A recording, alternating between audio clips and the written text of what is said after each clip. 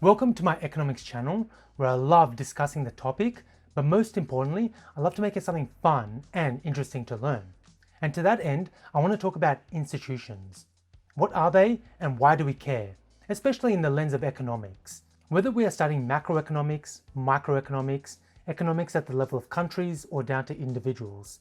Why does it matter that we understand what institutions are and what they do, and what separates a good institution from a bad institution? And so to that end, I'm going to be drawing upon the following sources. The first one is The Public and Its Policies, Political Science and the Three New Institutionalisms by Petar and Rosemary Taylor. Problems and Prospects, Participation and Self-Entrapment, a 12-year ethnography of Wall Street participation practices by Alexandra Michelle. I'll finish up with this treat at the end of the video. Then we have SPQR by Mary Beard.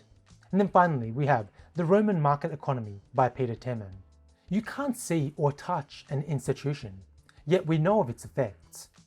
We've heard of people become institutionalized into a pattern of behavior or way of thinking, where they see no alternative set of actions. So of course we have the extreme example of Nazi guards, but you also have the people in the Stanford prison experiment, who quite quickly became institutionalized into their roles and they acted accordingly. But when we're talking about economics, we care about understanding institutions because they frame our behaviors and allow us to justify our behaviors within a certain system. So we can also think of smaller examples.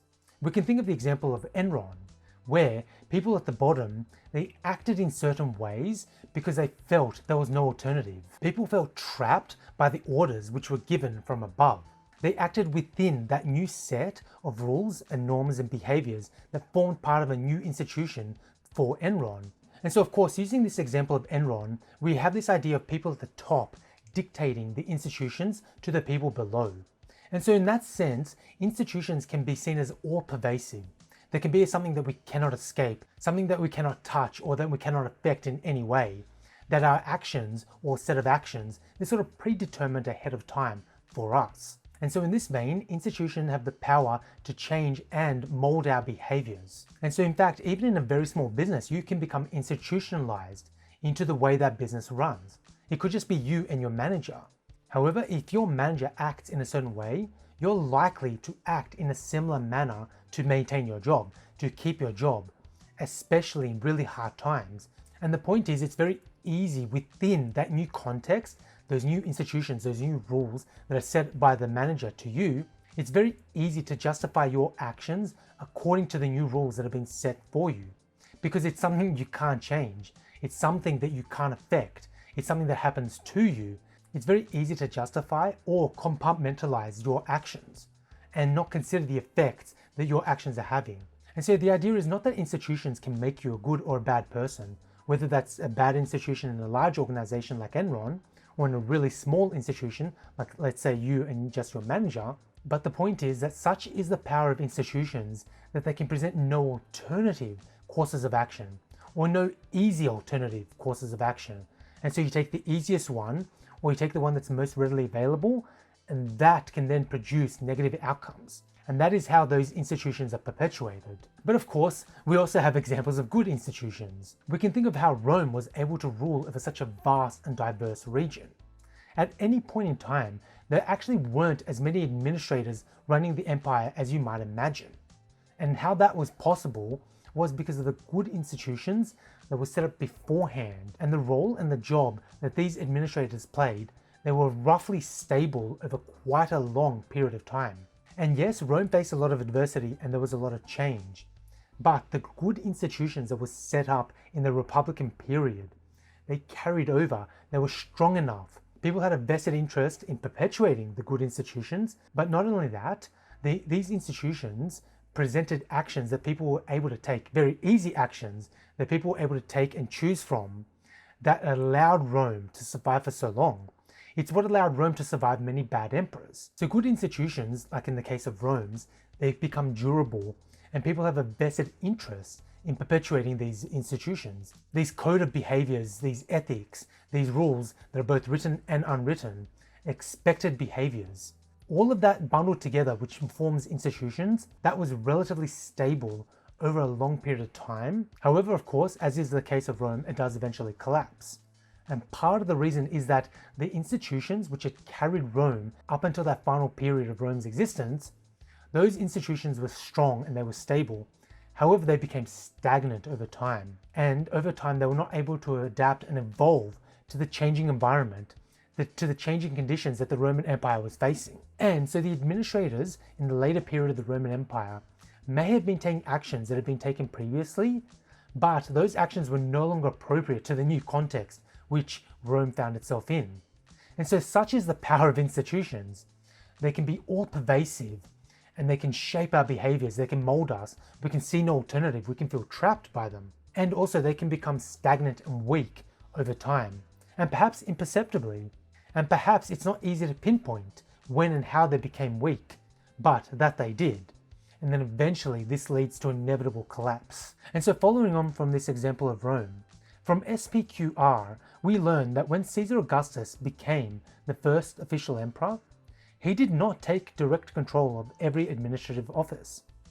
And he did not take direct control of the provinces. In fact, the work that the administrators and most of the people did largely stayed the same, just now that there were no elections. And now what was happening was that the emperor was making many final decisions that may have gone to the Senate or may have been voted on previously. But the point is that this system could only have survived the introduction of the emperors because they were strong, and because they carried over from the Republican period, as already mentioned. And so it is the case that during the 1st century CE, Rome had many poor emperors, and yet the economy as a whole continued to grow. And in fact, it is estimated by Petar, who wrote the Roman Market Economy, that in the 1st century CE, that Rome grew by roughly 2%. The economy of Rome over the entire period grew by 2%. Now, of course, nowadays we expect 2% per year. However, at the time, this was quite remarkable. And so, of course, not only did Rome's borders expand and grow, we know that, but we're talking about internal growth. So it is possible for a nation's borders to expand and for it to acquire more land, but for the people inside to be no better off. What was happening here was that for one of the first times in human history, there was sustained economic growth, whereby during the 1st century, you lived better than your father, materially better, and your children could expect to live materially better than you.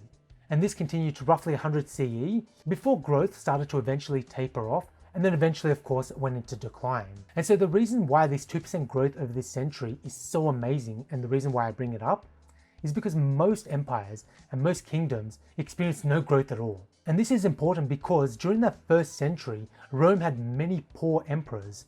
However, as I was mentioning, the strong institutions were able to carry over the empire during this period.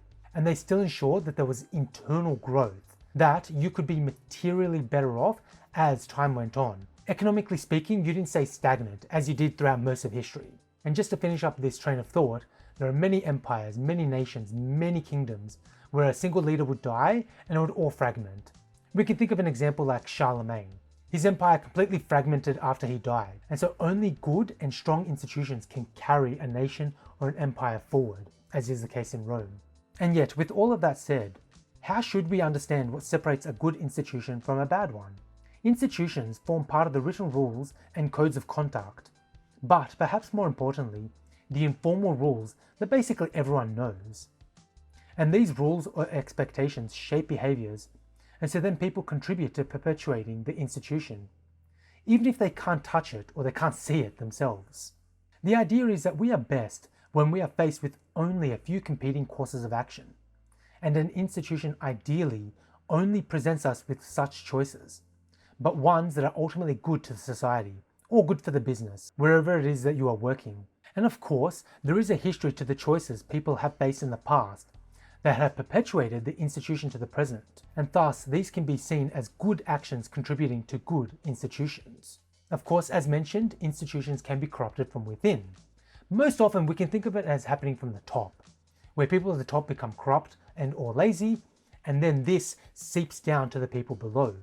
The point is not that the people below themselves become corrupt and or lazy, even though that might happen over time. The point is that the people at the bottom have to emulate in some part the actions of the people at the top, or they have to look up to those actions. And the new actions that they're now taking under the corrupt or lazy people at the top, those become rational actions that they're taking, but that they're becoming institutionalized to the new rules and the new norms of behavior that have been set for them. And that then frames all of the actions they take. And this is how good institutions that might have persisted for a long time previously, they can become corrupted, they can change imperceptibly, bit by bit over time. And everyone within that organization, they face new constraints and they frame their behavior according to the new constraints. Even if an outside observer would say that the new actions being taken are against the person's self-interest, what matters is that the person is acting and reacting to the new rules set by them, and then this will carry their actions forward, even if this completely destroys the institution or indeed the business over the long run, as was the case with Enron and many other examples where good companies have turned bad and eventually collapsed. And so going on the theme of Rome, what were the initial institutions that helped create Rome's government? What conditions were present that weren't present in other parts of the world where similar institutions did not arise? It's probably unknowable, but likely the initial conditions were a happy accident, and then the institutions were shaped over a long time due to competition from different groups of people, and specifically where that competition could be more benign than outright violent. That meant no idea was dominant, as in the case of a king, who dominates the political scene and where alternative ideas are ruthlessly crushed. This is one theory behind the introduction of inclusive, read good, institutions that were in place in Britain long before Parliament became more dominant and before the Glorious Revolution, where royal power was seriously curtailed. So we might say that institutions represent an easy set of actions to take, that anyone can be easily onboarded into. And the idea is that if these are stable over a period of time, a more diverse range of people can be brought into that institution and their ideas can be brought to the fore. That means more ideas are present in the institution, and that's more knowledge that the institution and the people at the top can draw upon. Whereas if an institution only represents a small slice of very similar people, it's very hard for new ideas to filter in, and there's a smaller knowledge base on which to draw upon. Because a more diverse range of people can be brought into the institution, this is more likely to lead to innovation.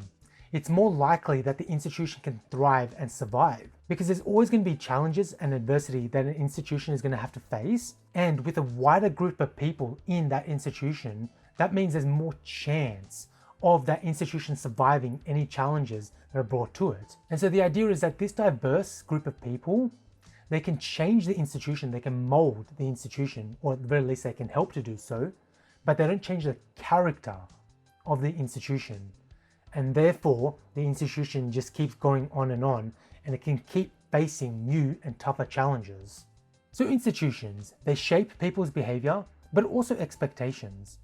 And the idea is that people become vested in perpetuating the institution, and their survival depends on the survival of an institution. And to finish up with the case of the Roman administrative system, the management and the workers continued to do the same job they were doing before the emperors took over. So before I finish up with that treat that I mentioned at the start, the ethnographic study, I want to explicitly outline two new institutionalisms from one of the papers, and those institutionalisms are sociological institutionalism and rational choice theory. There is in fact a third new institutionalism, and that's called historical institutionalism, but that's something that I've outlined throughout this video. I don't need to go into detail here. So, sociological institutionalism. An important element to this institutionalism is what we might call the cognitive dimension, which refers to how people situate themselves within an institution and how they frame their own actions. In this analysis, people don't necessarily choose the best actions for themselves or the ones that have clear outcomes, or necessarily follow written or unwritten rules. But there are many actions people take simply because the people can't conceive of an alternative. In this manner, an institution creates rules and sets parameters for behaviours. Many of the actions people take place outside of the explicit bounds of the institution, and cause and effect are not easy to establish. Actions can take place because they're easy, or because the outcomes were easy to conceive of. Or an action can take place because the person could not conceive of a ready alternative, and this part's important, and this can be regardless of the consequences of that action. In this manner, institutions present many such options to users that were not necessarily intended by people beforehand.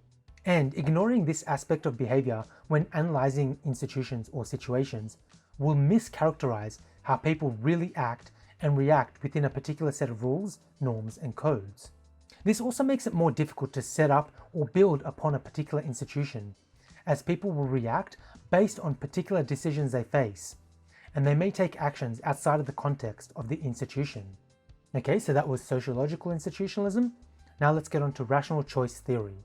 In this field of study, human behavior is considered to be exogenous, i.e. outside, to the institutions, and can therefore mould and then be moulded by the institution. People are said to take a very rational view of the world, in that they take in all relevant information and then come up with an informed view of the world. In this way, institutions themselves are made up of such rational people who consider factors like efficiency when formulating or discussing policy. People know what they want, and this is exogenous to the system, and they use a particular institution to increase their own utility, or simply happiness. This partially comes down to calculations made by people who have a very clear idea ahead of time what they want out of a particular institution. In this model of the world, institutions are said to arise because they are more efficient and they lower transaction costs, which is the main reason they are formed in the first place. As people tend to be more calculating in this model of the world, they also base their decisions on how they think others will act and react to a particular decision or action. People will also make decisions based on how they think other people will bargain. So that is two very different sets of ways to view institutions, but I wanted to finish up with a treat that I mentioned earlier, and that is the ethnographic study done by Alexandra Michel. What's so interesting about this study is that it follows a group of bankers over a 12-year period. And over that really long period, we can get an idea into how these people work and how institutions comes into it. So the way my video spoke about institutions, it was often a top-down approach. You know, institutions are dictated to us, we're onboarded into an institution, we might not have much say, you know, they can crumble around us, we don't have much choice, we have to act in a certain manner, or we're going to lose our job, or something worse could happen to us. But this presents a very different view. So these bankers, they start out as graduates from either MIT, Harvard, you name it, the top universities in America. These people are the very, very top of their class, and they're hired immediately out of university, and they're paid very, very high salaries, in the hundreds of thousands of dollars, including bonuses that come at the end of the year. So the study was done at two large American banks, but they're unnamed. And we can use our imagination as to which ones they are. But the point is that these people, they start working, and they start working insane hours. In many cases, they're doing 12 hours a day, sometimes Monday through to Sunday. And what happens is when these bankers are first interviewed, they always present themselves as having a choice in the matter. So yes, they acknowledge that they work extremely long hours, and sometimes they even sleep in the office, and sometimes they have no home life, but they always frame it as their choice to do so. And so part of the reason this happens is because these new graduates, they have no manager. There's no middle management watching over them. They only have themselves and their peers, and a few people above them, but they essentially choose how they want to work and what hours they want to do. And it essentially becomes an arms race between these bankers. And so what happens is after year 3 or year 4, they start building up these health problems associated with working so many hours and not taking time off. And then it is only at that point that their bodies essentially break down and force them to either stop working or change the way they work. And in fact, one of the people interviewed was saying how they had severe back pain and how they had to lie down during board meetings because their back hurt so much. And this situation could only continue for so long before they got a serious back injury. And that is in fact what happened, and they had to stop working. So what happened was these bankers, they became institutionalized into the way they worked. And the way they framed it was that they had a choice in the matter, that they had a clear-headed choice, that they decided to take these particular set of actions. And these choices followed them as they got promoted, and some of them even started to run the firm. And the thing is that this work ethic followed every single person in the organization, from the very top to the very bottom. Everyone was doing these crazy hours, everyone thought they had a choice in the matter, and everyone was in competition.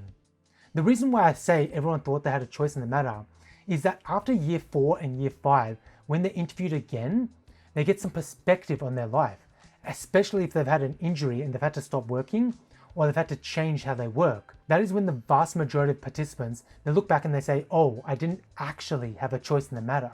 I thought I had choice. I thought I was making these rational choices for myself, but I became trapped in the way I was working. I became trapped by the thought of having that free choice in the matter. It is only then that they acknowledge that it was a competition which drove them to work so many hours. And it was a competition which came to be seen as rational, came to be seen as something that they had a choice in the matter. And so it gets even wilder because some of these people quit these banks and worked at smaller banks or worked in different jobs. However, for a vast majority of them, they actually carried their work ethic into their new job. And this is even once they've looked back and they've acknowledged that they didn't have any choice in the matter, they still carried that on. Such is the power of institutions that I've been mentioning in this video. No matter what our occupation is, institutions affect us and they change and they mold our thinking. We think we're taking particular actions because we're free to do so, but sometimes we delude ourselves into thinking we're taking the best course of action or that we have much choice in the matter at all. And so this is where good institutions versus bad institutions come into it. Good institutions, they present a set of actions that are easy to take, but ultimately which are good for either society or the particular business or corporation that you're in. Bad institutions do the same thing, however has a negative effect on society or the corporation or the business. And insidiously, in bad institutions, people can still take rational actions. People can often conceive of no alternatives. However, they still take those actions and there are still negative consequences. And such is the effect of institutions, both good and bad, and that is why they matter to economics. So I hope that was informative, hope that was helpful. If you have any questions, don't hesitate to ask below, and I'll do my best to answer them, or I'll collect all the responses and put them into a new video. So, thank you for watching, subscribe, rate, and share. All the good stuff, it definitely helps my channel, and I'll see you guys next time.